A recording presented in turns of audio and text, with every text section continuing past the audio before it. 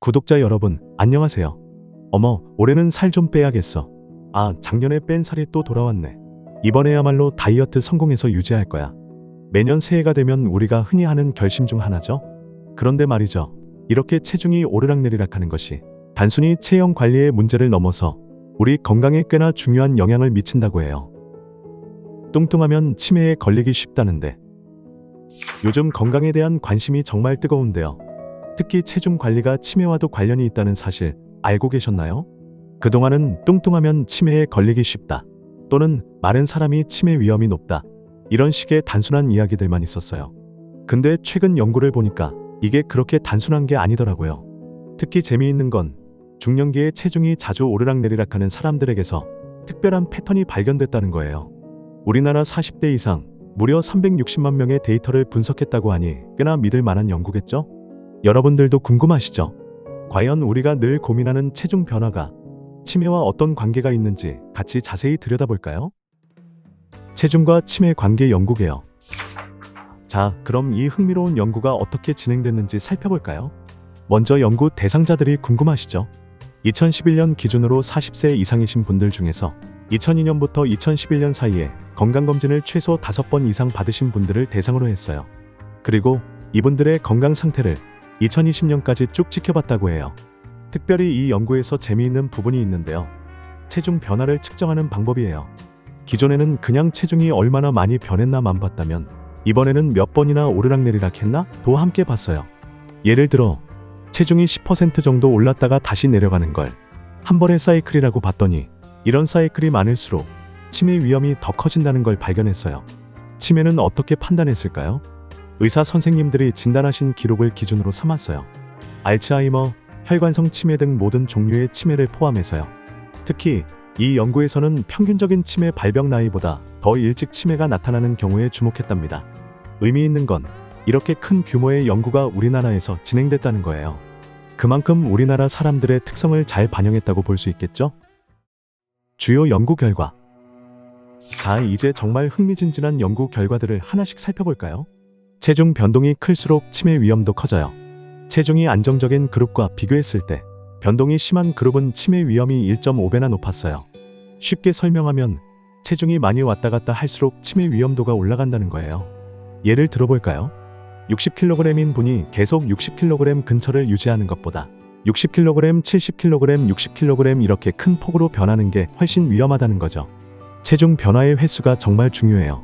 체중이 10% 이상 오르락내리락 하는 걸 2번 이상 경험한 분들은 치매 위험이 2배나 됐어요. 구체적인 예시를 들어볼게요. 60kg인 분이 10% 증가한 66kg으로 올라갔다가 다시 60kg으로 내려오는 걸 한 번이라고 쳐요.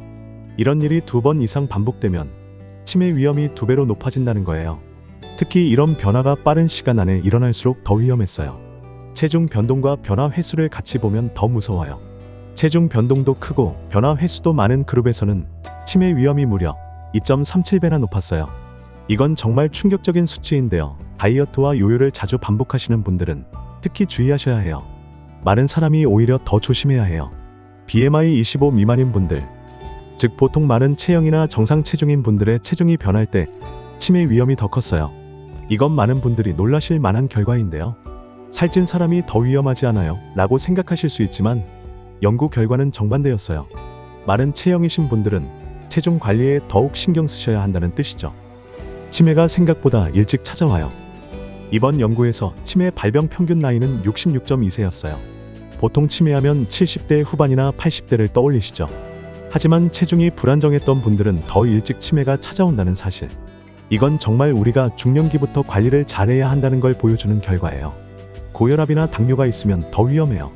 고혈압과 당뇨가 모두 있는 분들은 체중 변화가 있을 때 치매 위험이 더 컸어요. 기저질환이 있는 분들은 체중 관리에 더욱 신경 써야 한다는 의미겠죠? 어떠세요? 이렇게 자세히 보니까 더 이해가 잘 되시나요?